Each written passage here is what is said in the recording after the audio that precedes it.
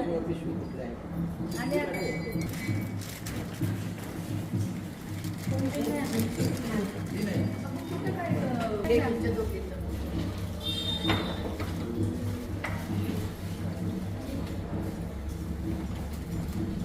दिनांक 2 ऑगस्ट 2024 रोजी नामदेव मंदिर येथे संजीवन समाधी सोहळा 674वा नामदेव महाराजांचा साजरा होत आहे।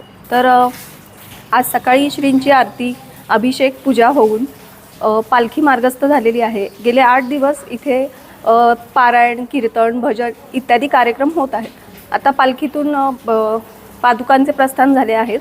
ते पूर्ण सातारभर भ्रमण करून पुन्हा मंदिरात येतात। पण हा उत्सव संपूर्ण समाज बांधव, सातारकर, शिंपी समाज तसेच इतर समाजातील बांधव हा समाधी सोहळा पाहण्यासाठी, त्याच्यात सहभागी होण्यासाठी उत्साहाने सहभागी होतात।